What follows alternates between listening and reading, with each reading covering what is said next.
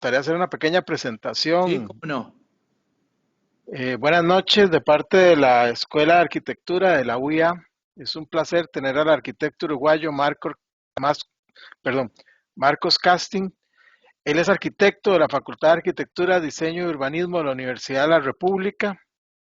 Desde el 2003 es magíster en Ordenamiento Territorial y Desarrollo Urbano y candidato a doctor en Arquitectura por la misma escuela. Estudió licenciatura en Letras en la Facultad de Humanidades y Ciencias de la Educación de la Universidad de la República. Se desempeñó como docente de proyectos y responsable de cursos de arquitectura y urbanismo en la FADU por más de 20 años. Es socio fundador y director de Fábrica de Paisaje desde 2007, ámbito donde ha desplegado su práctica profesional y reflexión cultural sobre el paisaje, el urbanismo y la arquitectura contemporánea. Ha sido premiado en diversos concursos de arquitectura y urbanismo a nivel nacional e internacional. Ha participado y expuesto en diversos seminarios y congresos, tanto en el país como en el extranjero. Desde el año 2000 desarrolla ininterrumpidamente proyectos de arquitecturas complejas como salud e industria. Ha recibido premios de concursos de narrativa a nivel local, ha publicado artículos y obras de ficción. Desde 2019 es socio fundador y director de Fábrica, un espacio cultural y factoría de pensamiento, ámbito multipropósito, destinado a la difusión de las disciplinas del paisaje, la arquitectura, el territorio y su amplia gama. Para nosotros de nuevo es un placer tener a Marcos aquí. Lo escuché a él en el 2019 en Argentina y sé que lo que viene a hablarnos les va a interesar y les va a gustar a todos. Entonces, buenas noches, Marcos. Buenas noches, Luis Alberto. Antes que nada, muchísimas gracias. Muchas gracias a ti por la invitación y también a Álvaro por haber oficiado de Nexo y posibilitarnos estar presentes, aunque sea de esta forma media extraña, esta nochecita aquí de Montevideo con ustedes. Decime, ¿estás viendo correctamente la presentación? Y ahora sí se ve como presentación. Adelante. Perfecto. Bueno, esperemos que todo marche de acá en más. Bueno, estábamos en esta segunda imagen en donde les presentaba Fábrica de Paisaje. Como tú resumías, venimos trabajando hace ya bastante tiempo. En este marzo comenzaremos nuestro 15º año de trabajo en conjunto. A partir del año pasado también tenemos este espacio cultural, que es esto que se ve en estas imágenes. La imagen de abajo es la planta baja, que es el espacio cultural, y la imagen de arriba es la imagen de la oficina. Esto es en un galpón, en una zona periférica de la ciudad de Montevideo, y que ha sido nuestro cambio fundamental en los últimos años, porque nos va a permitir también desarrollar una actividad cultural que siempre teníamos presente, pero que nunca habíamos podido encarar totalmente. Y bueno, parte de la historia de este espacio cultural es también la historia de Fábrica de Paisaje. Fábrica de Paisaje comenzó como un colectivo de arquitectos y otros profesionales en el verano del 2007, en el momento en el que nos presentamos a un concurso de urbanismo para la costa este del Uruguay. Eran aproximadamente 70 kilómetros de costa, en donde se pedía ahí un concurso de ideas. Tuvimos la fortuna de ganarlo, y en aquel momento el nombre del proyecto, el nombre de la idea con la cual nos presentamos era Fábrica de Paisaje. Tenía que ver con reconstruir el paisaje de esa área costera. Y bueno, fue de la manera un poco casual en que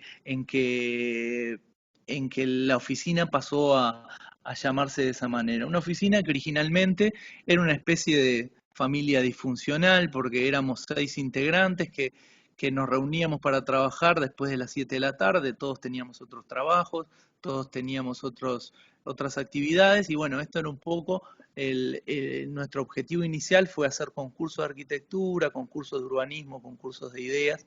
Tuvimos la fortuna que en el primer año ganamos 3 concursos, uno internacional y 2 nacionales, y bueno, eso de alguna forma nos afianzó, ¿no? Como en el fútbol, el equipo que gana es el equipo que sigue jugando, y también nos permitió transformar un poco nuestra forma de trabajar. Desde esa época, el otro día sacando cuentas, llegué a la conclusión de que han trabajado más de 80 personas con nosotros y hemos tenido también la posibilidad de trabajar en distintas partes del globo, desde distintas perspectivas, ¿no? Y también hacer una cantidad de amigos, de contactos en distintos lugares con los cuales en muchas ocasiones hemos trabajado en sociedad.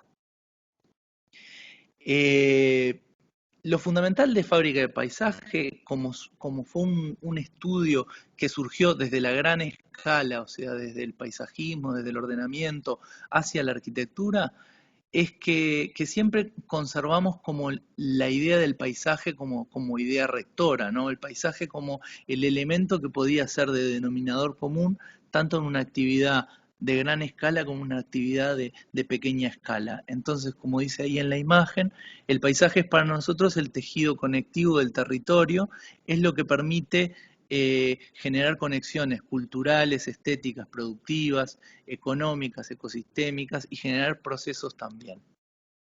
En ese sentido, pensamos el paisaje no solo como el paisaje natural, no solo como el soporte natural, sino desde una visión no dialéctica, o sea, no como cosas opuestas, arquitectura y paisaje, natural, artificial, hombre y naturaleza, sino como un elemento, como una amalgama que pueda generar una cierta maquinaria, una cierta fábrica de pensamiento y de acción. Esto que hoy es bastante, no es para nada revelador, en el 2007 esta idea de que el paisaje se podía fabricar y que el paisaje podía ser arquitectura era una idea novedosa. Nosotros desde esa época trabajamos con esto, hoy quizás haya dejado de ser tan novedosa como en aquel momento, pero bueno, es un poco la marca de nuestra oficina. Eh, y con el tiempo, en estos casi, como les decía, casi 15 años de trabajo, hemos ido construyendo una forma de operar.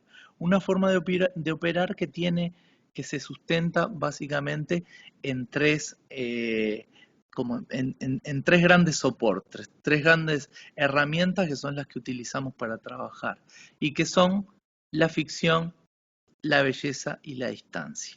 Entonces, me estoy dando cuenta que con todo el problema tecnológico omití hacerles una presentación un poco más abierta, ¿no? Lo que hoy vamos a ver es, en primera instancia, esa introducción que acabo de hacer de qué es Fábrica de Paisaje, cómo trabaja. Luego veremos un recorrido medio transversal por distintas obras con base en estos tres códigos de acción y después sí vamos a ver cuatro proyectos que son dos proyectos de gran escala de paisajismo y de ordenamiento y dos proyectos arquitectónicos. Obviamente después, de acuerdo a lo que habíamos hablado con Luis Alberto, abriremos alguna ronda de preguntas. Pero bueno, volviendo a esta segunda parte entonces, los tres códigos de acción de Fábrica de Paisaje son la ficción, la belleza y la distancia. La ficción. La ficción o la invención del paisaje.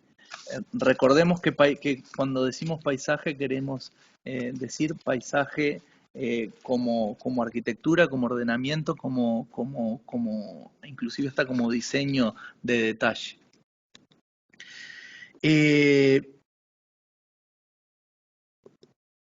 En realidad, en la formación, por lo menos en la formación acá en Uruguay, La ficción es una cuestión que se tiene, a la cual se le presta poca atención. Se tiene la idea de que lo racional es lo que gobierna el proceso productivo de la arquitectura, del ordenamiento del paisaje, cuando en realidad nosotros entendemos que es bastante distinto, que lo que ordena ese proceso es la ficción. Como en esta imagen esto es una pintura de Canaletto, no sé si ustedes lo conocen, pero Canaletto es como el pintor de Venecia. Pero una gran particularidad, y es que Canaletto pintaba vedutas, vistas de Venecia que en realidad eran totalmente ficcionales. Él transformaba, hacía perspectivas que no eran posibles en la realidad, eh, juntaba edificios, agrandaba espacios. Tan es así que esa imagen imaginaria de Venecia luego se transformó en una imagen que los creadores de Venecia empezaron a utilizar como referencia. O sea, la ficción anticipó de alguna manera a la realidad. Esto este, está bastante documentado, pero es como quizás el ejemplo más clásico, pero hay muchos otros ejemplos en donde se ve este rol que tiene la ficción para la construcción disciplinar. Esta, la ficción puede ser una ficción acotada como la anterior, o también una ficción mucho más compleja, como un poco refiere esta imagen de Christie Mitchell, ¿no? De Alicia en el País de las Maravillas, ¿no? Esta idea de mundos dentro de mundos es una idea que desde la arquitectura y desde el paisaje también se puede explorar. Y toda ficción se vehiculiza a través de un relato. O sea, un nuevo paisaje solo existe si un relato le da sentido, si hay una construcción narrativa que sea capaz de llevarnos de esta realidad. Y hay una charla con un arquitecto de Uruguay. Bien,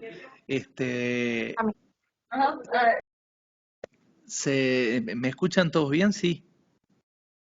Sí, adelante. Bien, no, decía que este relato es el que permite transformar un paisaje imaginario en un paisaje real, en un paisaje posible.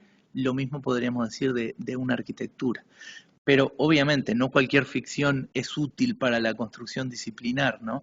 Si bien la ficción no tiene que ser estrictamente verdad, sí tiene que ser verosímil. No toda ficción es útil para el proyecto y para el diseño en sentido amplio. Esta imagen es de una película que quizá conozcan que se llama El Gran Pez de Tim Burton, y que trata un poco de esto, de un personaje que construía relatos, que narraba historias, pero que siempre tenían una base real. Y bueno, así los proyectos de fábrica de paisajes muchas veces son eh, estrictamente narraciones, como esta presentación para una exposición itinerante que hubo en el 2009, o este relato que contaba un poco el futuro de la arquitectura también para una exposición del 2010. O si lo queremos ver un poco más disciplinar, este proyecto que lo que hizo fue volver a contar el recorrido de las murallas históricas de Montevideo. Esta es la ciudad vieja de Montevideo, y eso que está en naranja era lo que eran las murallas coloniales, que luego fueron derrumbadas. Y bueno, nosotros con motivo de un fin de semana del patrimonio en el 2008, lo que hicimos para un cliente público fue volver a trazar todas las murallas de la ciudad de Montevideo, o sea, transformar esa ficción de la ciudad amurallada en una realidad efímera, pero realidad al fin.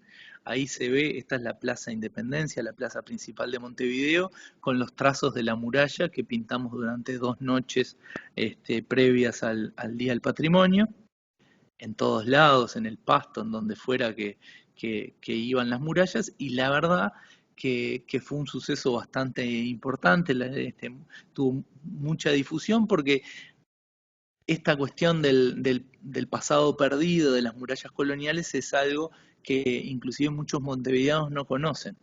La misma ficción, digamos, el mismo tipo de ficción está en este pabellón de uno de esos primeros concursos que les decía que ganamos en el año 2007, que se terminó de construir en el 2009, y que es el pabellón del Bicentenario de la Gesta Libertadora, en donde toda la estructura asemeja a las cañas tacuaras, que son como cañas bambú, pero mucho más delgadas, que eran las que usaban los rebeldes para, como armas, como se ve ahí. Ese es un gaucho con un facón atado en la punta de las tacuaras, y bueno, toda la historia de la batalla de este ejército informal que conquistó la independencia estaba reflejada en esta y en otras tantas cosas en ese parque.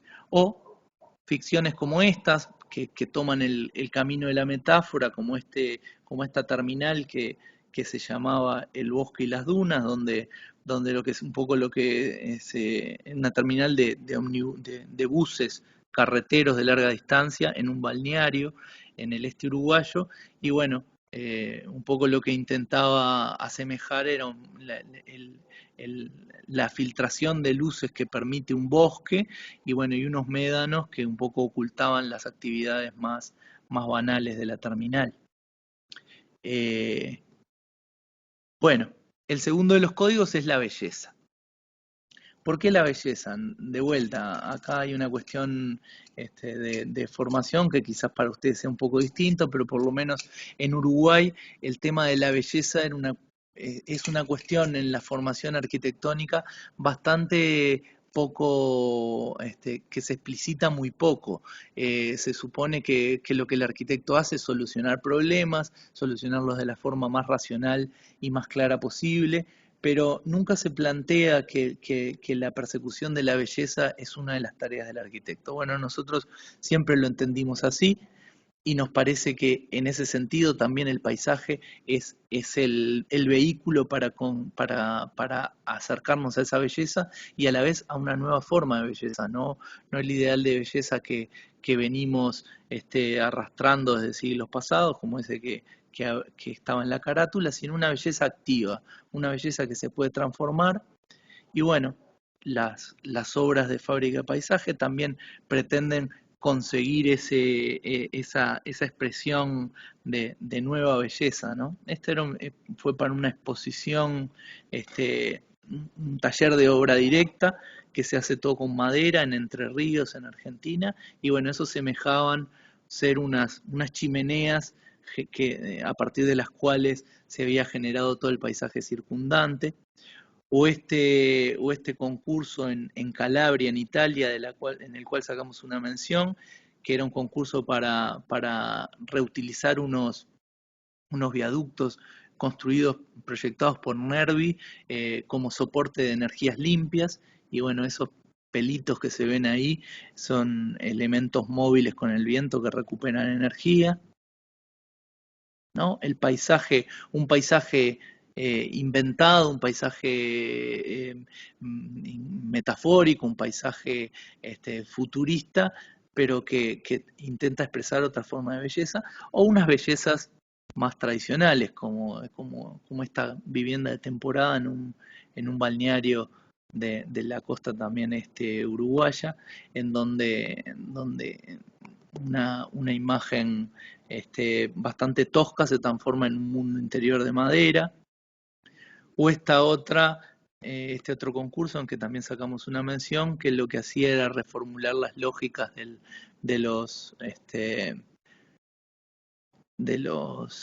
Palacio de Cristal de Paxton en clave fábrica de paisaje nuevamente, ¿no?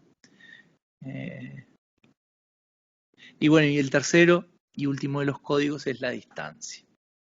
La mirada del paisaje ha sido históricamente una mirada distante, como este cuadro que es el ícono, digamos, del pintoresquismo y del paisajismo de esa época, representa a un personaje que descubre un paisaje desde la distancia, ¿no? El navegante sobre el mar de niebla de Caspar Friedrich.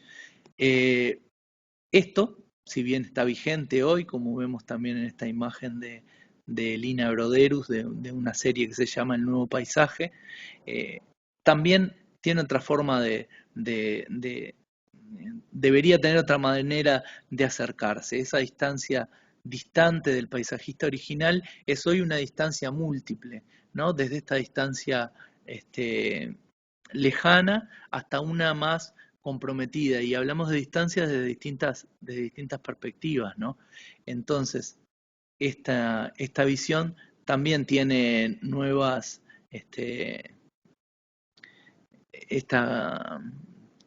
presencia del paisaje también tiene nuevas formas de verlo, ¿no? Como de vuelta en esta imagen de Broderus. La distancia, como les decía, la distancia que usamos, la distancia sobre la que reflexionamos, deambula entre lo gigante y lo infinitesimal. No entendemos que la visión del paisaje sea una visión que tenga una única escala, ¿no? Desde la visión microscópica a la visión digamos, global y hasta universal, ¿no? Entonces, como les decía, también esta cuestión de la distancia tiene distintas formas de entenderse. Como distancia real, esto es un proyecto de un corredor también para Montreal, en el cual también sacamos una mención en un concurso, un corredor en este caso de 30 kilómetros, que se exploraba desde esta diversidad de escalas, ¿no? Desde las cuestiones totalmente territoriales, como esta imagen y este plano anterior, hasta cuestiones paisajísticas, hasta cuestiones edilicias y hasta cuestiones de detalle, como de vuelta con estos elementos que recuperaban energía, ¿no? Esto es un poco un resumen de todas esas distancias. O en esta otra exposición también en Buenos Aires, en el que tomamos, eso es el estuario del Río de la Plata, arriba está Uruguay, abajo está Argentina, esas manchas naranjas son una Buenos Aires y otra Montevideo, y bueno, transformamos esta idea del estuario platense en esta maqueta, que después a su vez cada uno de esos recipientes se transformó en un recipiente que llevaba semillas en donde que se repartieron al final de la exposición. Pero también el tema de la distancia es una distancia mucho más conceptual, si se quiere, de alguna forma también vinculada con la perspectiva, ¿no? Y con los cambios de la perspectiva renacentista a una nueva perspectiva, como estos pasajes peatonales en Uruguay, donde de acuerdo a la perspectiva con que se miraran, o eran unas cuestiones totalmente sólidas o desaparecían en el paisaje. Todo esto que les vine contando tiene que ver con una forma de actuar, con un método de trabajo que tiene Fábrica de Paisaje y que parte de distintas instancias de introspección, de distintas instancias en que hemos participado en instancias, en momentos culturales, como exposiciones, como talleres y demás, en los que de una u otra forma se nos preguntaba cómo trabajábamos. Y bueno, y a partir de esta obligación de la introspección, en esta exposición de nueva arquitectura latinoamericana, que fue en el 2009, inventamos esto de la máquina de paisajes, donde estaban los códigos y donde estaban determinadas operaciones. Esta es un poco la imagen de esa máquina de paisajes, y que después se transformó cuando fuimos seleccionados para la Bienal de Venecia del 2012 para formar parte del envío uruguayo, en esta máquina, una máquina generadora de paisajes, y que en la narración que un poco articulaba el proyecto era la que había generado el Jardín de Venecia. Esta era su imagen más conceptual, y después tenía una imagen más concreta transformada en maqueta, que era en realidad lo que se pedía para la exposición de la Bienal, que era esta, y después tenía distintas visiones más infográficas y más imaginarias. Entonces, y vuelvo un poquito a este, que es nuestro preferido. Fábrica de Paisaje nació como un colectivo, luego se fue transformando en una oficina más tradicional, y en todo ese proceso, tratando de no abandonar la perspectiva cultural y un poco el vuelo que tenía en un comienzo, se fue mediante momentos de introspección para eventos culturales, se fue generando una forma de trabajo que fue la súper resumida, las que les conté hasta ahora, con esto de los 3 códigos, de la belleza, la distancia y la ficción. Entonces, ahora les voy a mostrar cuatro proyectos. Veré que vamos, si no voy mal, 20 minutos, no, 20 y algo de minutos, vamos en la mitad. Les voy a tratar de contar esos proyectos, tratando de hacer visible esos códigos que son a través de los cuales operamos. También los invito a que traten de rastrearlos en las imágenes que siguen. El primero de los proyectos, y que es este que se llamó Superturismo, es ya bastante viejo, es del 2007, pero yo en particular le tengo muchísimo cariño porque fue uno de esos 3 primeros concursos que ganamos, el concurso internacional que ganamos en el año 2007 cuando estábamos fundando la oficina, y también porque esto, que fue organizado por Super Sudaca y por un fondo de cultura holandés, se presentó en aquel momento como el primer Europan sudamericano.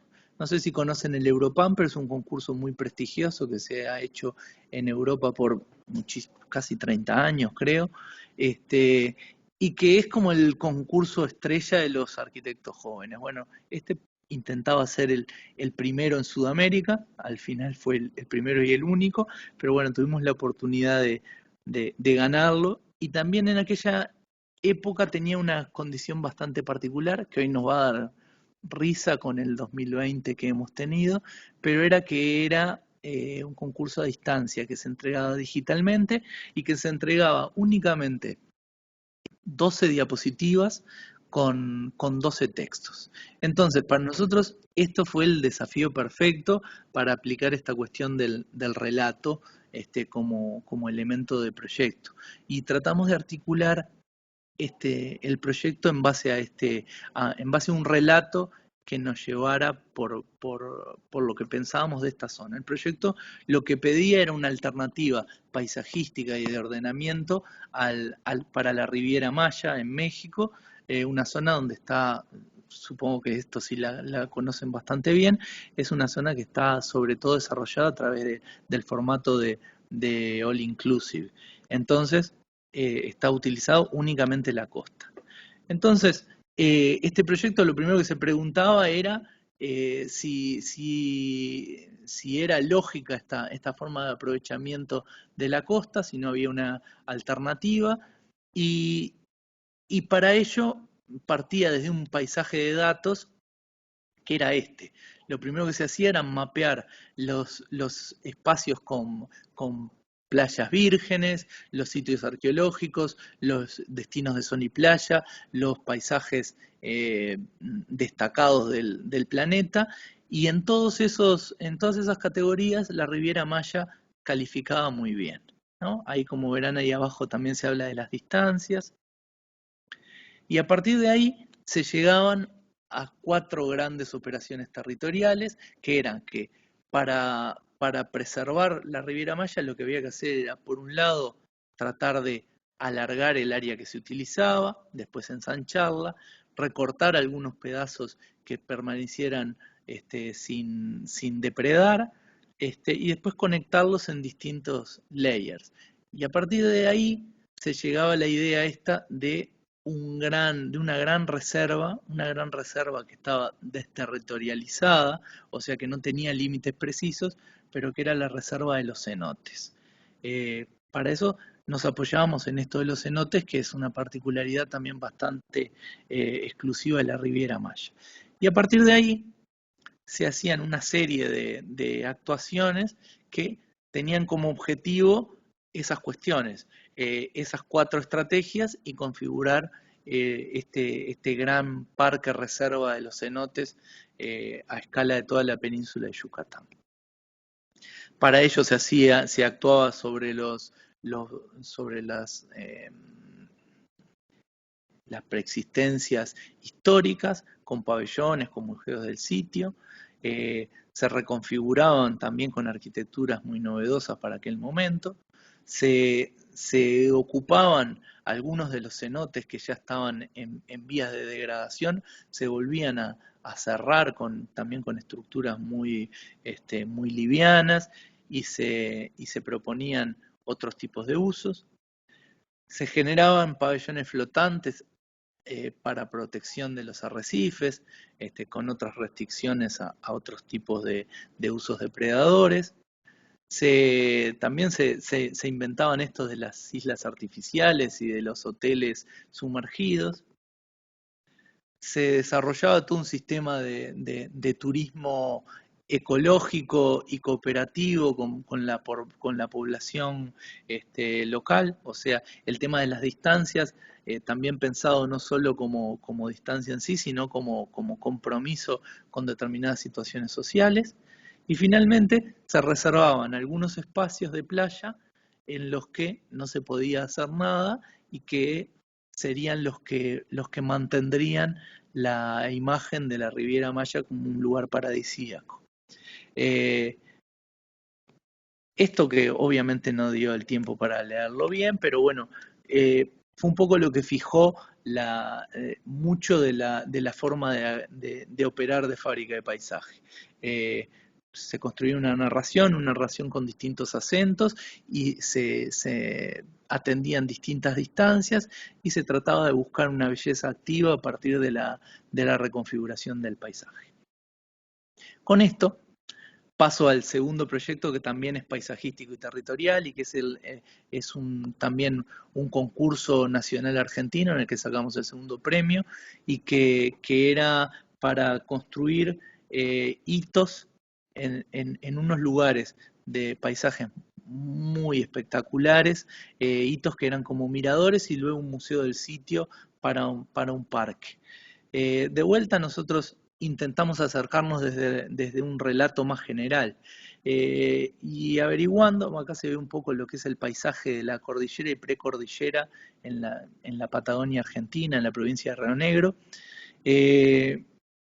Una de las cosas que más nos sorprendió era la existencia de una población súper importante de transhumantes, de gente que vivía a lo largo del año en 2 hasta en 3 lugares distintos, trasladando majadas de cabras o de otros animales de acuerdo a los cambios climáticos. Yo calculo que ustedes no tienen nada parecido a esta condición, pero la lógica acá es que en el verano se llevan las cabras hacia las partes altas de la cordillera y en el invierno se bajan para esquivar la nieve, con lo cual hay gente que vive parte del año en un lugar y parte del año en otro lugar. A partir de esa lógica pensamos que estos 7 miradores, estos 7 hitos y el museo del sitio de este espacio arqueológico, de este territorio arqueológico que había, podían conformar nuevamente un parque reserva de la transhumancia. O sea, un lugar que fuera entendido como un único territorio por los transhumantes y que inclusive ese sitio, digamos, ese museo del sitio pudiera ser utilizado, como se ve en la imagen de ahí arriba, para las fiestas locales, que habían unas cuantas, además de museo, como era lo que pedía el programa, ¿no? O sea, se hacía un edificio que era un museo, pero sobre todo se hacía un gran patio en donde los transhumantes, por un lado, podían quedarse ahí, por otro lado, podían organizar las fiestas locales. Esto que no importa demasiado, es el edificio, un edificio que se construía con una piedra particular del lugar que es semi-translúcida, con lo cual era como un faro de noche y dejaba pasar la luz de día. Pero lo importante acá me parece que son estos siete hitos. Cada uno de ellos, y acá es donde el relato vuelve a tomar sentido, se pensó para de alguna forma captar el espíritu del paisaje en el que se ubicaban. Este primero, que era la orilla de un lago súper impactante, como verán ahí en la planta del córter, era un refugio, de vuelta un refugio para los transhumantes, pero que a la vez tenía un área abierta y un área cerrada. El área cerrada era un área completamente, digamos, que se podía mantener completamente oscura, y la idea era que recuperara la lógica de las cámaras oscuras, de manera que cuando uno estuviera dentro de ese refugio hubiera reflejado el paisaje a través de ese artilugio. Y por otro lado tenía un techo de agua en donde también, como en esta primera imagen, se reflejaba el paisaje cuando uno se iba acercando al refugio. El segundo de los hitos era que se llamaba Cascada de Pulafen, una cosa así, y de vuelta lo que se intentó hacer fue generar un refugio que a la vez fuera una escalera y un volumen que estaba cerrado por cadenas, y mediante una pequeña desviación del curso de agua que da lugar a la cascada, se hacía bajar el agua por esas cadenas, y bueno, y en los momentos en que esto se congelaba, se generaba una especie de escultura muy particular, como se ve ahí en la izquierda de la imagen. El tercero de los hitos es es encima de un monte bastante importante. La cruz ya existía, un poco lo que se ideó es, de vuelta, pensar las distancias desde el lado de la perspectiva. El refugio en este sentido tenía ese zigzag de chapas, de chapas metálicas. Por un lado se enmarcaba la cruz que ya existía, y por otro lado se ponían estas chapas que tenían las dos imágenes principales de la región, un Cristo y una Virgen, de manera que, de acuerdo como uno se iba arrimando para ascender al monte, en un momento se veía el Cristo, en un momento la Virgen, y en un momento no se llegó a identificar bien cuáles eran las imágenes que se combinaban, ¿no? Y por otro lado, una serie de piedras que explicaban las lógicas del lugar, de tipo Vía Crucis. Este es otro de los refugios, que era simplemente una losa que debajo tenía el refugio, y que tenía, como se ve en esta imagen, ahí a la izquierda, unos calados en las rocas circundantes que de alguna forma encuadraban los paisajes principales que se veían de ahí. Este es en un cañón, donde el viento era la cuestión fundamental del paisaje, un poco se exacerbaba esa lógica del viento y del sonido. Se llama el Cajón de los Cóndores, el cañón ese, y la verdad que está lleno de cóndores, una especie particular de la zona. Y finalmente de los que se llamaba Los Bolillos, en una zona que tiene unas formaciones emergentes de piedra muy particulares, y bueno, lo que se hacía era estos refugios que eran el negativo de esas piedras, y en donde se podía de vuelta alojar a los transhumantes, o hacer eventos familiares o lo que fuera, un poco al aire libre y un poco cobijados. Esas dos son los dos proyectos territoriales paisajísticos que elegí para contarles, y ahora tengo dos proyectos más arquitectónicos que los voy a contar más rápidamente, calculo que requieren menos explicación, que son una bodega boutique en el este de Uruguay, al norte de Punta del Este, que es el balneario principal, un balneario, el balneario principal también digamos, de los argentinos, y luego un sanatorio de gran escala y centro de rehabilitación que ganamos por concurso en el 2016. Este primero es la bodega, es una bodega boutique que se llama Viña Edén y que está ubicada en un paisaje clásico del Uruguay. Esto es el paisaje de la penillanura. En Uruguay no hay grandes alturas. El cerro más alto mide 370 metros sobre el nivel del mar, lo que debe ser un chiste para ustedes. Pero bueno, este es el paisaje natural y este es el paisaje en el que se está transformando esa zona. Un paisaje que recuerda un poco a la Toscana, con muchas vides y con otro tipo de aprovechamientos. Esta es un poco la ubicación, ahí se ve Punta del Este, se ve el cuadradito arriba a la izquierda, donde está la bodega, que es camino a un pueblo que se llama Pueblo Edén. Es una zona súper atractiva, de un paisaje bastante modesto, pero muy atractivo. Y esta es la planta ubicación de la bodega. La bodega es el edificio que se ve ahí a la izquierda del lago que queda en el centro. Y un poco acá la narración parte de la metáfora nuevamente, ¿no? Que es el elemento mínimo de transformación de sentido en la literatura, ¿no? La metáfora que se utilizó aquí es la de una gema, la de una roca, pero que a la vez tiene un interior de piedra semipreciosa, como puede ser un ágata, una amatista. Entonces, el edificio exteriormente lo que pretende es de alguna forma mimetizarse con esas rocas de color naranja, amarronado que hay en la zona, y ser una coraza que en el interior tenga digamos, el cuerpo frágil de las botellas de vidrio, ¿no?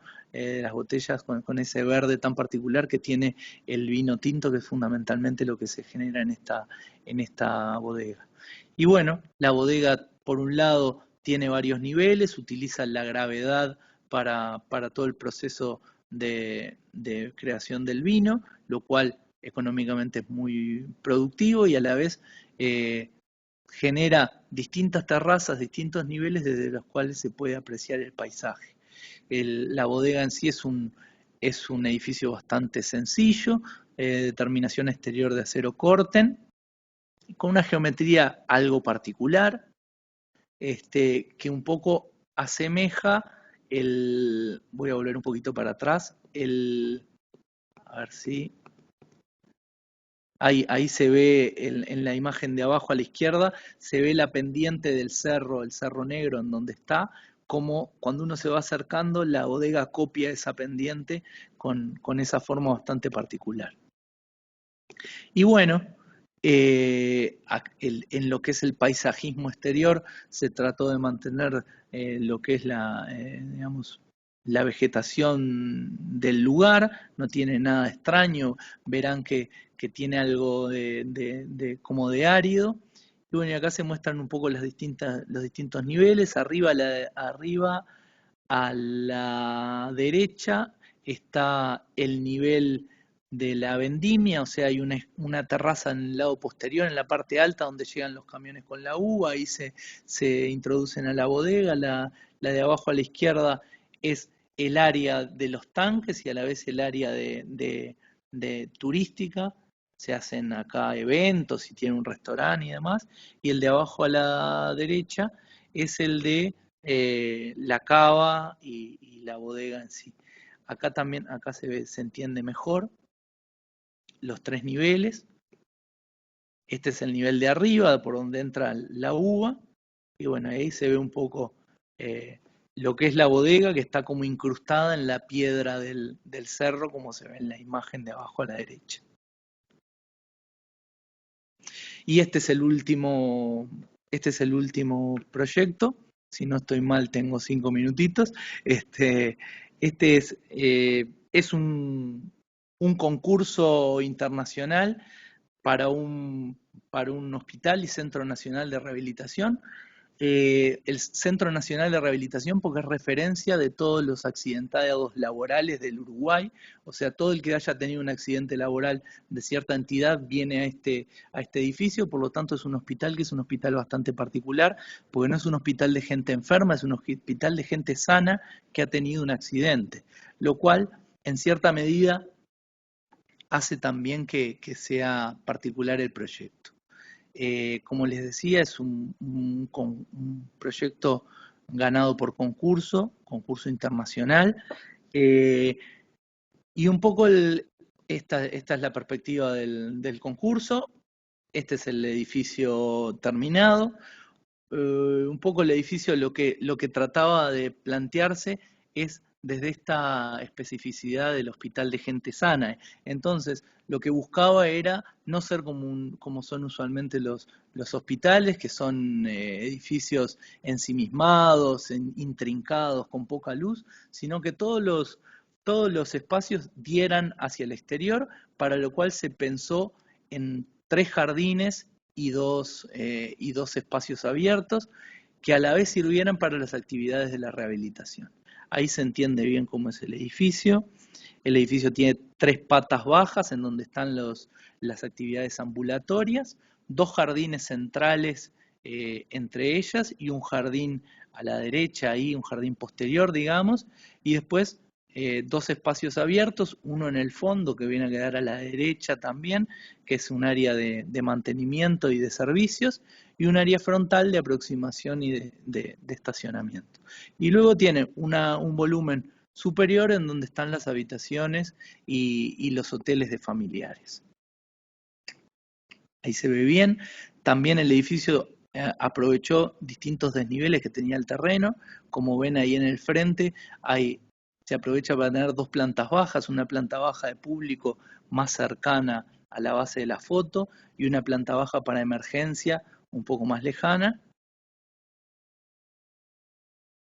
¿no?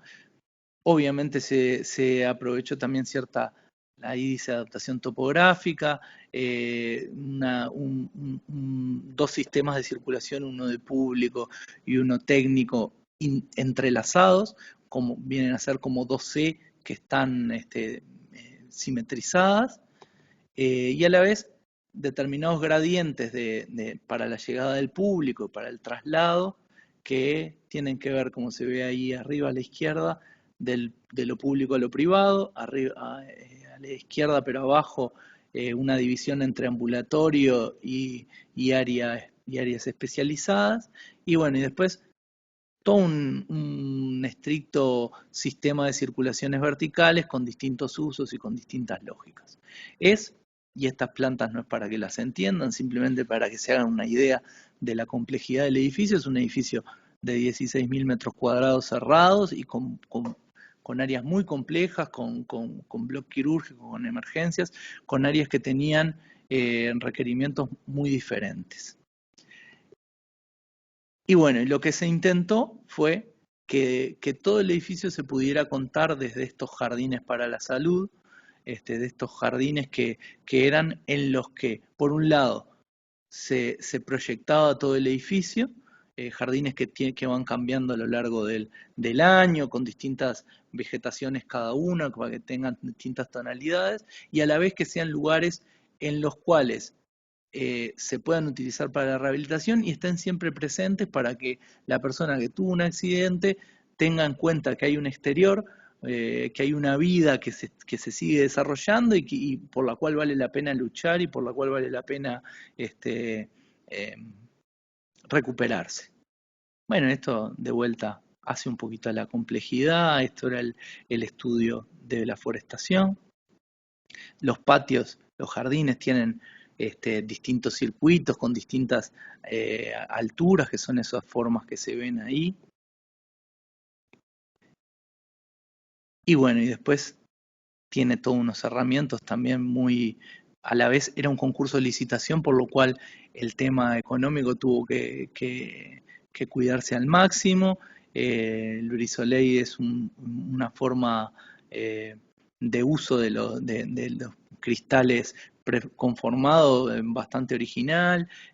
Todo lo que es envolvente son paneles tipo PIR con alma de poliuretano y con terminación metálica. Y bueno, esta es la imagen final. Y estos son los interiores, de vuelta, bastante austeros. Lo único que se pudo trabajar es alguna variación en los pisos y sobre todo esas rampas frontales que son las que le dan un movimiento tanto a la fachada como a las luces. Después, como verán, es todo bastante neutro y bastante cauto. Y bueno, y estos son los jardines, como estaban al momento de la inauguración hace año y medio. Ya hoy están bastante mejor, pero la idea es que sean algo así, que recuperen ese ámbito más silvestre que pretendíamos que tuvieran, ¿no? Más exacerbando lo natural. Y para terminar, los últimos 2-3 minutos, esta cuestión, este epílogo.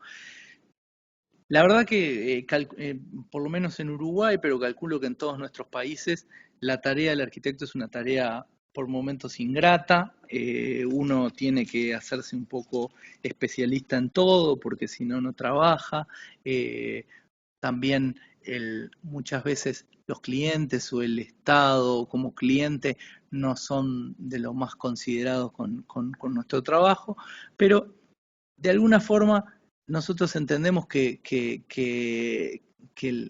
el optimismo máximo es estar al tanto de esto y pensar que todavía es posible, y que es posible trabajar desde otra perspectiva, una perspectiva que haga foco en esto de las ficciones, de los relatos, que haga foco en cuestiones conceptuales y no tanto en cuestiones materiales concretas. Muchas veces uno, pensando la arquitectura y el paisaje como uno fue criado para pensarla, desde cuestiones muy materiales, muy tectónicas, concretas, uno a veces es expreso de determinados gustos. En la medida en que desplazamos el trabajo del arquitecto, del paisajista, desde esas cuestiones tan concretas, tan materiales, a estas cuestiones más ficcionales, más conceptuales, tenemos un arma enorme para poder tratar con los clientes, porque lo importante deja de estar en si una ventana tiene que tener un arco de medio punto, o si tiene que ser fenetre longuero, si tiene que ser vertical, y pasa a estar en otra serie de cuestiones. De eso es de lo que habla este textito que formaba parte de esa exposición en que participamos en el 2011 y que trataba de vuelta de una gran máquina que en este caso generaba bruma, que nadie sabía de dónde salía y que había transformado entonces en difuminar de las formas el trabajo del arquitecto, desde un trabajo en fachadas y en perspectivas a un trabajo en ambientes, y que, si bien acá estaba extremo, nos parece que es en parte en lo que hemos venido trabajando todos estos años. De vuelta, la fábrica de paisaje, una maquinaria que puede generar distintas situaciones, y bueno, y ahora con este nuevo proyecto de fábrica, que está un poco ralentizado por esta cuestión de la pandemia, pero que ya ha hecho un par de actividades el año pasado, y vamos a ver si este año podemos retomar y hacer también alguna actividad virtual para que todos ustedes puedan participar. Ahí tenemos los links de nuestra página. Está ahora en actualización, pero tenemos los links de Instagram y Facebook para que sigan las actividades que desarrollamos. Y bueno, esto es todo. Lo único que queda es agradecerles una vez más a Luis Alberto, a Álvaro y a todos ustedes por estar, pedirles disculpas por los problemas tecnológicos que impiden que me estén viendo la cara además de la presentación, pero bueno, le paso la palabra de vuelta a Luis Alberto con un nuevo agradecimiento y y bueno, a todos los participantes. Bueno, el agradecimiento es para vos, Marcos. El trabajo es fantástico realmente y muy amplio espectro, parte escrita, propuestas, concursos y proyectos complejos como ese centro de rehabilitación. Sí, el- yo digo, un poco por resumir, porque tampoco es la idea cansarlos, pero bueno, nosotros en este tiempo, si bien, como les decía recién, trabajamos en todo, nos tenemos que hacer especialistas en todo para, para poder mantener una oficina en funcionamiento y con cierta proyección. En realidad tenemos ciertas áreas de trabajo que son como fijas. Una de ellas es la arquitectura compleja, la arquitectura de la salud, otra es la arquitectura comercial y bueno, y la arquitectura residencial de asociada, que es lo que estamos ahora cambiando un poco el foco de nuestro trabajo, pero sobre todo salud y comercial han sido, digamos, arquitectura compleja y comercial ha sido lo que más hemos trabajado en estos últimos, diría, 10 años, luego de los concursos iniciales. Y, y bueno, la verdad que este edificio fue un poco el, digamos, el broche final de muchos años de hacer cosas chicas y de hacer policlínicas y cosas un poco más modestas, ¿no? Y la verdad que con todas las dificultades que tuvo, quedamos bastante conformes con lo que llegamos. Sí, claro. En realidad, bueno, yo también hago obra hospitalaria, entonces Ah, eh, mira, no sabía, Les. la propuesta pabellonal, la torre, es arquitectura hospitalaria de vanguardia. O sea, son edificios angostos que se iluminan y se ventilan naturalmente, espacios verdes, de eso se trata. Y ver esto aquí, aparte de todo lo que ya había visto de tu obra, realmente es impresionante. Me recordó, de hecho, una frase que yo le repito mucho a los alumnos, que no es muy normal, pero Alberto Campo Baeza Ujú. suele decir que y no puedo más que transmitirles lo que yo he hecho porque no me ha ido mal y porque creo que se suscribe desde la lógica más sencilla, construir, escribir y enseñar, los tres verbos con la misma importancia. Son como tres patas que necesita una mesa para ser estable y la vida necesita más estabilidad que una mesa. Y vos nos mostraste todo ese panorama, la obra construida, la obra escrita, la parte de explorar, ¿verdad? De buscar en esos concursos y en esas propuestas. Y Ujú. además fuiste profesor mucho tiempo. Creo que Sí, sí, justamente esto de, muchas veces el miedo que le viene a uno cuando hace estas presentaciones es si no es demasiado intrincado todo esto del relato y todo eso. Pero te diría que gran parte de esa perspectiva viene justamente de la enseñanza universitaria.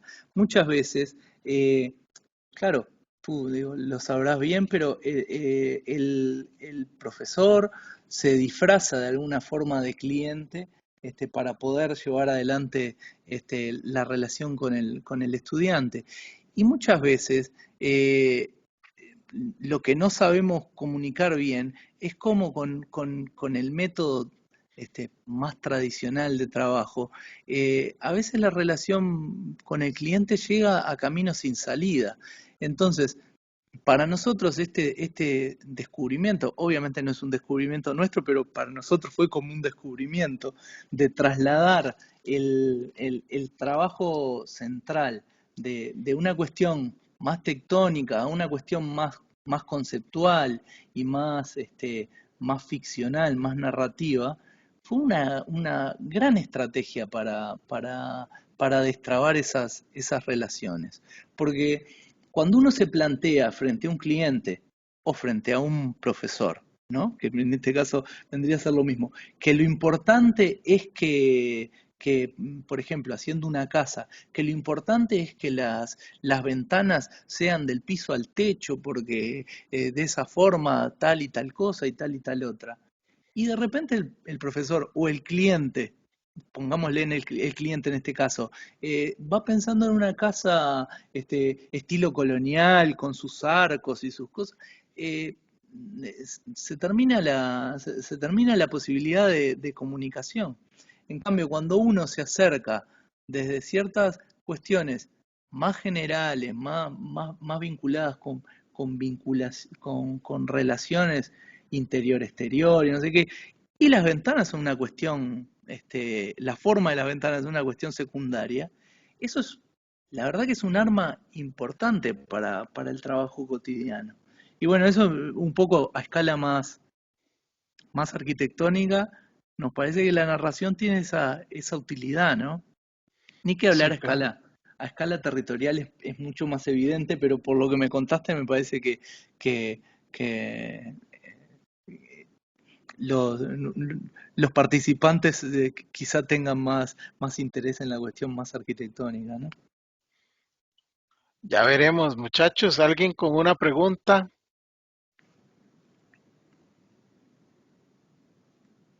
Adelante, sin miedo.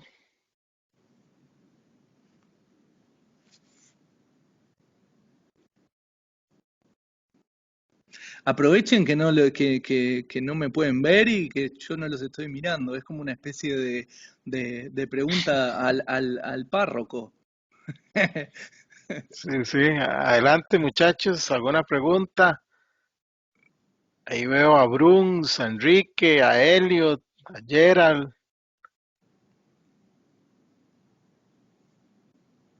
¿Quién es el primero? La pueden hacer por el chat también y yo la leo.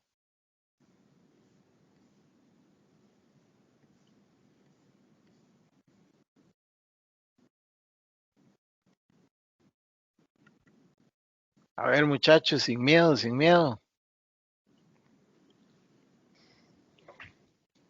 Bueno, no es pregunta, sino como un comentario. Se me escucha, ¿verdad, profe?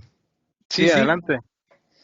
Eh, no, de que nosotros que hace como 2 cuatrimestres, 3 cuatrimestres fue que hicimos la clínica, ¿verdad, profe? Ujú. Para taller. Y es bastante interesante de que de nosotros, al menos de ese grupo, en ese momento, descubrimos ciertas cosas que de cierta manera se ven bastante similares en su proyecto. Entonces, demuestra como que la arquitectura simplemente no es un invento de nadie, sino que las, las buenas costumbres se pueden ver en diferentes zonas, no simplemente como apegado a uno y ya no sé qué más Ujú. decir. O sea, en ese sentido de que la buena práctica es posible de alcanzarla por varias personas, sino no simplemente quedar atrapado en uno mismo. No sé si se entendió, pero Sin por ahí. duda, pero a ver si no sé si tú dirás después si te entendí o no te entendí, pero igual me da para hacer una reflexión. Esto que tú decís me parece que hace como a la construcción colectiva de una disciplina, ¿no? Uno no se despierta y tiene una inspiración y crea de la nada. Uno también genera cosas que se retroalimentan y que retroalimentan el trabajo de los compañeros y de los conocidos, de los colegas. Hay ahí como una intertextualidad entre los trabajos de todos, ¿no? Y entre todos vamos construyendo la disciplina. Puse de vuelta esta imagen, la están viendo, ¿verdad? Para mostrarles algo me parece que habla un poco de esto. Este edificio, No, no la estamos viendo. no la están viendo, a ver si lo podemos, dame un segundito,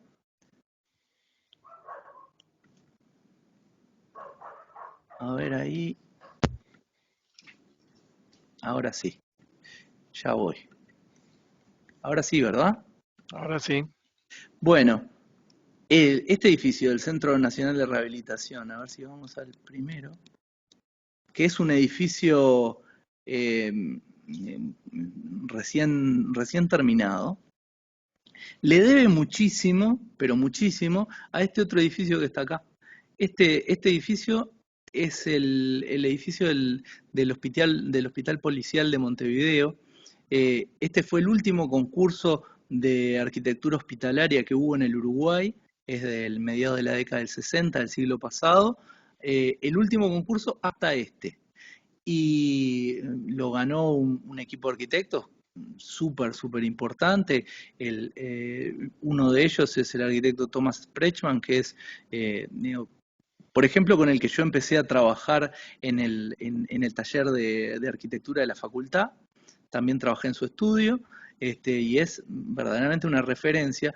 Y este edificio tiene la misma lógica de circulación que esta, y fue explícitamente traspuesta. Este edificio que se ve acá tiene una circulación pública por aquí, con peines, que son toda esta área que son los policlínicos, y una circulación técnica por acá, con peines que vienen así, hasta los policlínicos y al área de internación. Eso mismo es lo que nosotros trasladamos a este edificio, por supuesto transformado, porque acá no hay patios y demás, pero en cierta forma el proyecto este es un aprendizaje a partir de este otro hospital.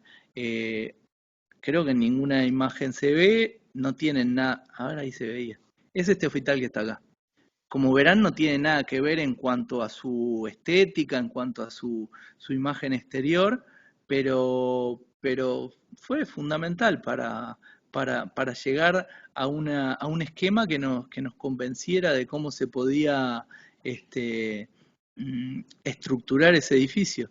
Entonces, me parece que tiene que ver con esto que vos decís, desde cuestiones, lo que en literatura sería desde citas textuales como esta, hasta cuestiones más intertextuales. Seguramente también todo lo que nosotros hemos visto en nuestra carrera y hemos estudiado, también está un poco en este edificio. Los patios, estos patios con estas formas, y bueno, le deben muchísimo a la arquitectura moderna brasileña, ¿no? Que a varios de nosotros dentro de Fábrica de Paisaje siempre nos interesó mucho. Estos terraplenes verdes desde donde salen los tanques de agua y demás, a ver si se ven alguno. Solo en la aérea. Bueno, esos terraplenes bien verdes tienen mucho que ver con la arquitectura holandesa de la década del 90, con las obras de Mecano, de MBRDB. O sea, en toda obra hay un cúmulo de referencias intertextuales que construye la disciplina, y a la vez esta pasará a ser ejemplo de otras, ¿no? Me parece que eso está bueno. Excelente. Hay una pregunta en el chat. A ver. Pregunta Elliot Miranda que si se puede considerar al render, a la imagen creada por computadora, como una anticipación a la realidad que solo tiene sentido cuando el cliente genera una historia sobre él. Es una buena pregunta, la verdad que es una buena pregunta. Y en ese sentido nosotros también tenemos algunas visiones bastante particulares. De vuelta, volviendo a las imágenes que teníamos acá para simplificar, en general, ahí están viendo la pantalla, ¿verdad? No dejé de compartir, ¿no? Bien. En general, las imágenes que hacemos nosotros son imágenes que intentan no tener el foco en el edificio en sí. A ver si me puedo explicar. Capaz que este ejemplo es bueno, el de ¿no?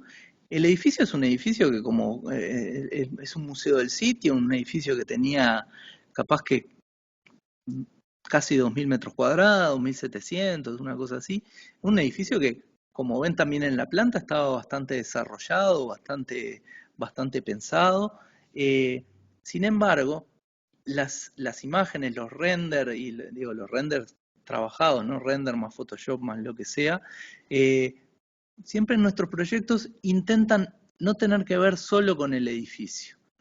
De vuelta, por esto del ensimismamiento y de quedar presos de determinadas lógicas materiales.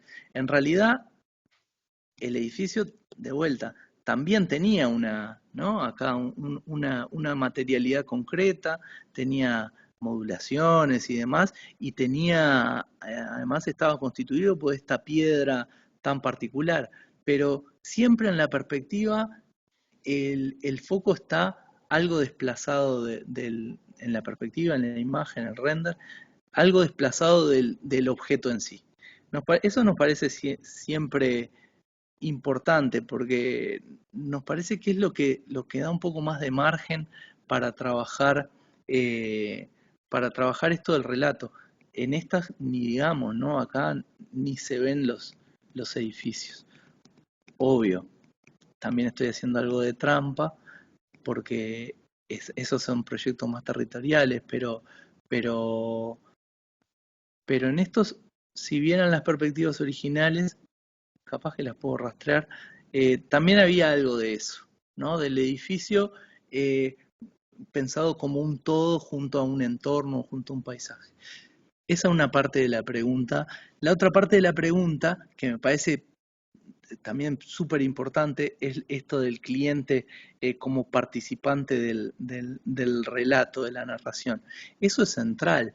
La idea nuestra siempre es generar una ficción, pero una ficción que esté inacabada, o sea, una ficción que no esté cerrada, en donde el cliente o el interlocutor, en el caso del banco, pues en el banco, en el sanatorio ese que veíamos del Banco de Seguros del Estado, nosotros casi que no tratábamos con el presidente del Banco de Seguros, con el cliente real. Teníamos una serie de interlocutores, y es importante que ese cliente o ese interlocutor o quien sea sienta que es parte, digamos, que está construyendo el proyecto de manera colaborativa, que tiene forma de incidir en el producto final, porque eso hace que se entienda el proyecto como algo compartido y que no se generen rispideces y que no se generen enfrentamientos. Entonces, muchísimo más cuando es una casa, ¿no? O una casa o un proyecto más concreto con un cliente más concreto. Ahí el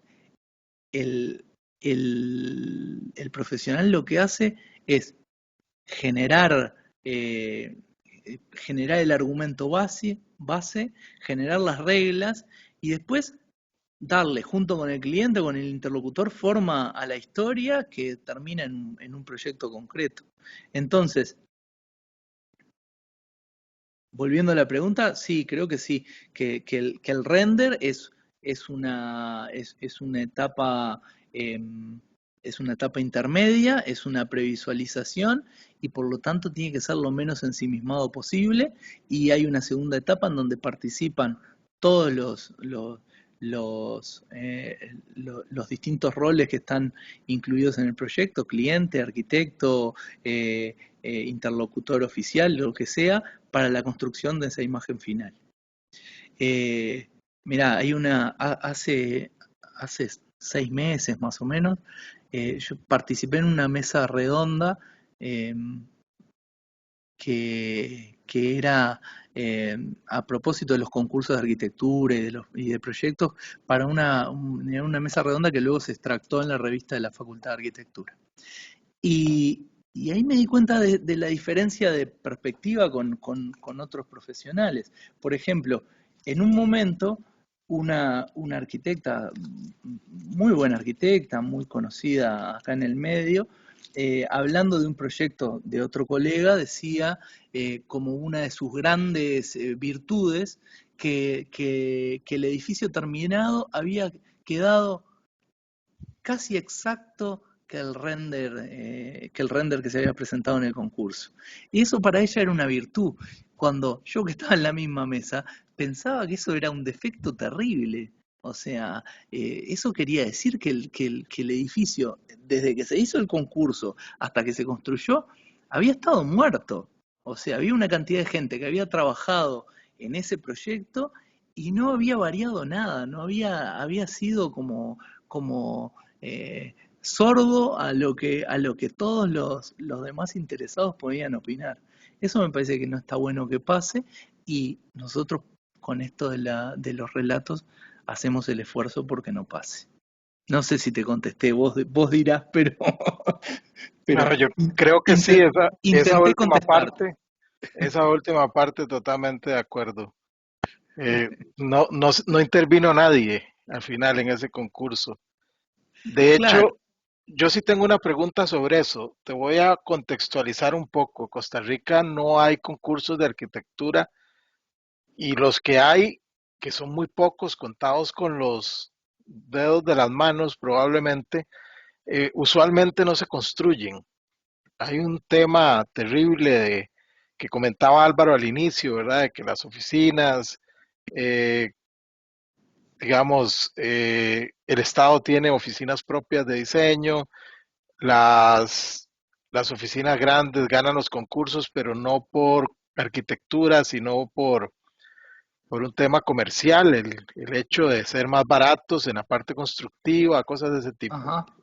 Entonces, nosotros vemos con sana envidia, si es que existe ese concepto, ver en otros países, Colombia, Argentina, Uruguay, Brasil, la, la gran posibilidad de que oficinas jóvenes desarrollen proyectos del Estado a partir de los concursos. Entonces, me gustaría en ese contexto que nos hablaras un poco porque ustedes incluso nacen en un concurso como Sí, fábrica de paisaje. ¿Cómo es esa experiencia para ustedes en el Uruguay de los concursos de arquitectura? bien. Te diría que no sé si para tranquilidad de ustedes o para temor nuestro, pero ese contexto que tú decís es en general se transforma bastante. Cuando yo empecé a trabajar en la arquitectura, acá casi no habían concursos. Y como tú decís, los concursos que habían y que se desarrollaban y se fallaban, nunca se construían.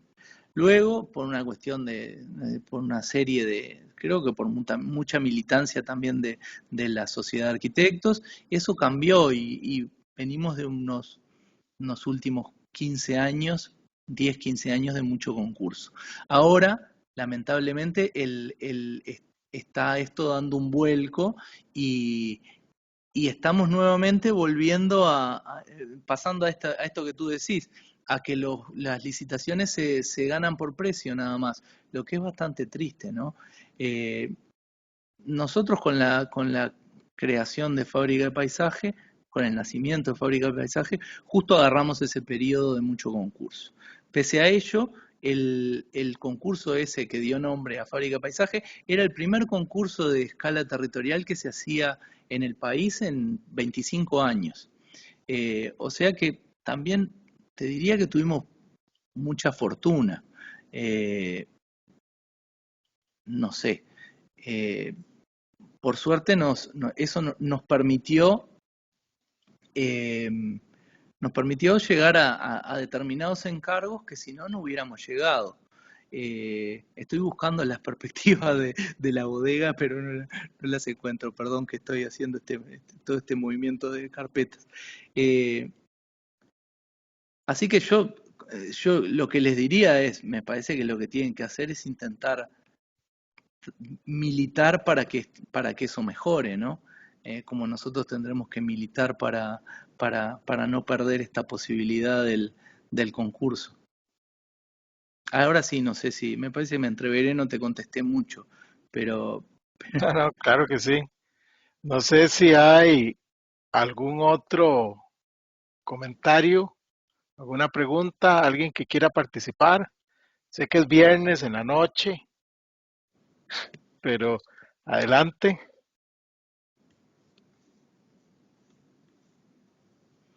Y si no, entonces tal vez con una última reflexión tuya hacia los estudiantes, Marcos. Bueno, déjame ver si encuentro las imágenes, un segundito la imagen original de las bodegas para que vieran que sí, que, que no miento en que no hacían foco demasiado en el, en el render en sí. Bueno, pero bueno, no lo encuentro, pero ¿saben lo que? Está colgada en la página de Facebook. Ahí tienen desde las imágenes iniciales a las a la, a la- a las fotos finales, así que los invito a, si quieren, a verlo en nuestra página de Facebook. Eh, Yo te hago sí un pequeño cierre que no va a ser más que repetir ciertas cuestiones, pero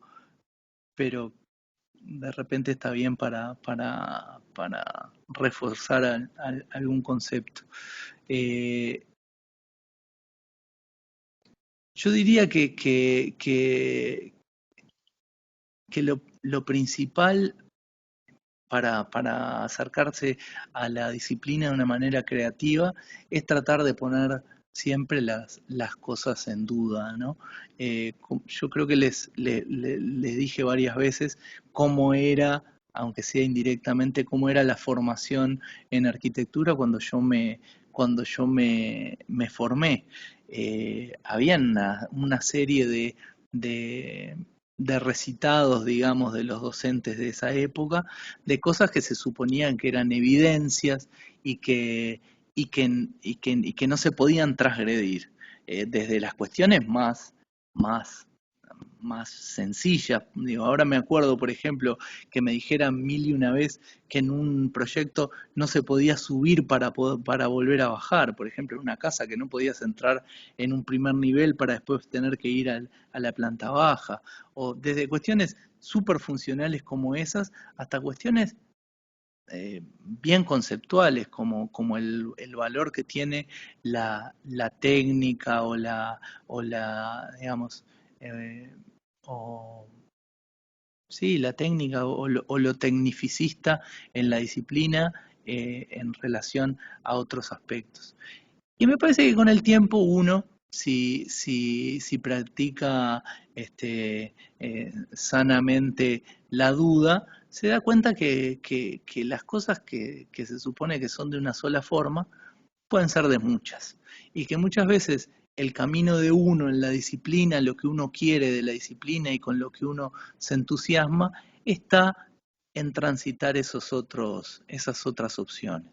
Parece que eso es una buena sugerencia, ¿no? Nunca dar por verdadero lo que los docentes le dicen o lo que los colegas le dicen, ¿no?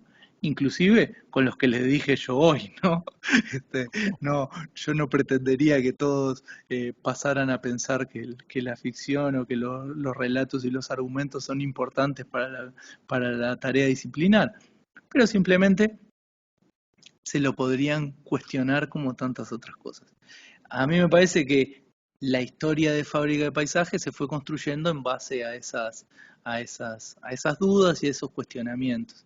Y ahí es que nos dimos cuenta que muchas veces las cuestiones técnicas eran tomadas demasiado en serio y las cuestiones creativas o inclusive ficcionales, propositivas, no lo eran tanto. Y a partir de eso empezamos a construir nuestra forma de actuar. Y con las otras cosas más, triviales, como eso de subir para volver a bajar, simplemente con ver arquitectura y con ver ejemplos uno se da cuenta que las grandes obras no tienen en cuenta esas niñerías, ¿no? Que hay grandes edificios en donde pasan esas cosas y son grandes edificios igual. Entonces, en resumen, más allá de todas las cuestiones concretas de fábrica de paisaje que les conté, yo les diría que una buena actitud para acercarse a la disciplina es ejercitar la duda, y la segunda, ser optimista, ¿no? Uno siempre se encuentra con dificultades, con caminos aparentemente sin salida, que muchas veces se encuentra con poco trabajo, con poca actividad, y lo que sea. El optimismo es la mejor salida. Arriesgar cosas que uno a veces, si fuera demasiado profesional, capaz que no lo hace. Eso está bueno. Hay una entrevista vieja a Jacques Herzog que el entrevistador le pregunta por qué, cómo es que hace siendo una oficina, cómo siendo su oficina una oficina tan consagrada para reinventarse y para hacer cosas nuevas. Y Herzog le responde una cuestión que a mí en aquella época me resultó muy revelador, ¿no? Le dice, nosotros la única forma que tenemos es ser amateurs. El profesional sabe exactamente dónde están sus límites y nunca se anima a traspasarlos. En cambio, el amateur no conoce límites y entonces se anima a hacer cosas que el profesional no haría. Me parece que también es una buena enseñanza. Entonces, y resumen, ejercitar la duda, ser optimista y tratar de ser, en el buen sentido, amateur, ¿no? No en el sentido de dejar de hacer todo mal, pero sí de desafiar los límites. Y me puse, ahora sí que el que no me está, como no me están viendo, deben pensar que tengo 75 años, que me puse a dar consejos. Pero bueno, que oficie de cierre. Excelente, muchas gracias. Nos quedamos con ese pensamiento final. Sabemos que ya son casi las 11 de la noche allá en Montevideo, Exacto. entonces lo vamos a dejar aquí. Te agradecemos muchísimo. No, yo de vuelta, Luis, te agradezco a ti, mandale un gran abrazo a Álvaro y les agradezco a todos los muchachos que estaban participando porque aunque no sean las 11 de la noche, también fue un rato largo y la dedicación siempre hay que agradecerla. Así que un gran abrazo a todos y a total disposición cuando quieran. Y bueno, esperemos que la próxima pueda hacer funcionar mejor esto para vernos las caras. Sí, claro, esperemos que haya más actividades como esta. Muchas gracias y buenas noches a todos de parte de la Universidad Internacional de las Américas y su Escuela de Arquitectura. Buenas noches. Muchas gracias, Perdón, buenas noches. muchas gracias, buenas noches. Muy interesante, gracias.